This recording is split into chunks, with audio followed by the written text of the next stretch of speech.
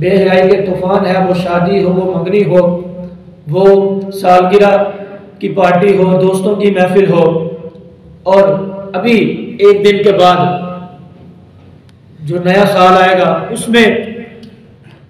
काफिरों की हम क्या बात करें, हम तो मुसलमानों की बात करते हैं। मुसलमानों का हल्ला गुल्ला हो, शराब कबाब की महफिलें हों, वहां पर नाच गाना हो। हालांकि होना यह चाहिए था कि साल का इख्तिताम हो रहा है, हम अपना मुहासबा करते कि मेरा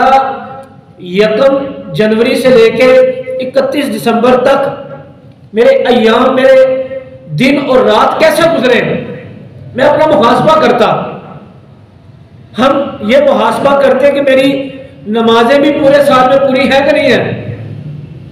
पूरे साल में मैंने जुम्मे भी पूरे पढ़े कि नहीं पढ़े, मैंने इस साल ज़कात दी है कि नहीं दी,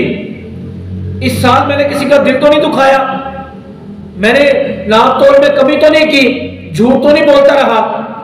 हालांकि मुहासबा करना चाहिए कि साल का इख्तिताम हो रहा है। लेकिन अजीब बात है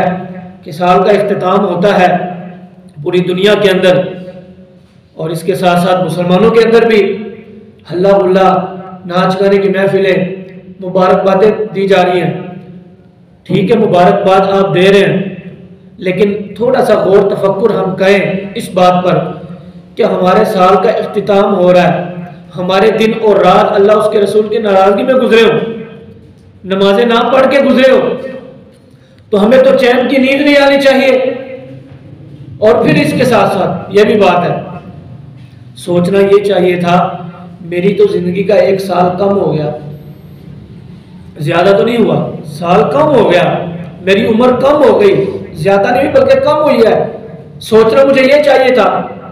लेकिन आज हमारे मुआशरे का हाल ये है कि बेहयाई का तूफान इस कदर बढ़ा है कि कोई छोटे से छोटा मामला हम जाने नहीं देते। कोई रिश्तेदारों के नाम से गुनाह करता है, कोई दोस्तों के नाम से करता है, और कोई खुद ही अपने आप को गुनाह पर तैयार किए हुआ है। प्यारे नबी